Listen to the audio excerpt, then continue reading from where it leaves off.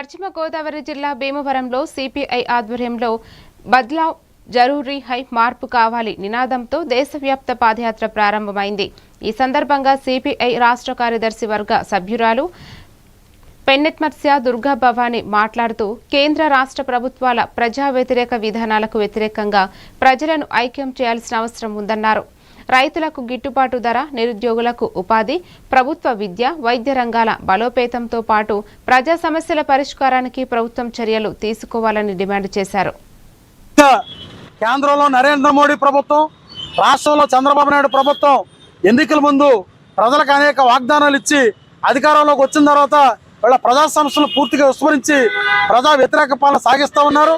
వీళ్ళ కేంద్ర రాష్ట్ర ప్రభుత్వాలు అనుసరిస్తారు, కానీ అధికారంలోకి వచ్చి 12 ఏళ్ళు అయినా ఏ ఒక్క హామీని కూడా అమలు జరపకుండా వీళ్ళ రైతాంగం వ్యతిరేకంగా, యువజన విద్యార్థి వ్యతిరేక, ప్రజా వ్యతిరేకమైనటువంటి పాలన సాగిస్తూ ఉన్నారు।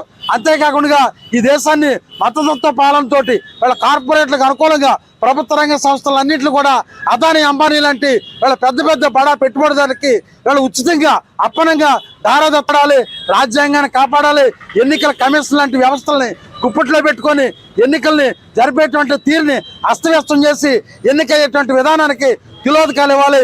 ఈ భారత ప్రజాస్వామ్యాన్ని, రాజ్యాంగాన్ని కాపాడాలి। రోజు రోజుకు పెరుగుతున్న నిత్యావసర ధరలు తగ్గించాలి।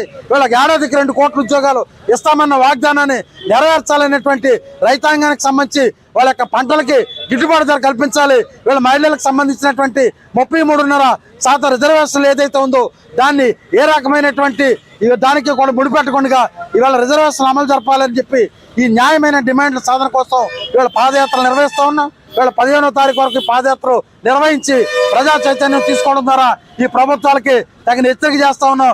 ఎప్పటికైనా మీరు ఇచ్చిన హామీల్ని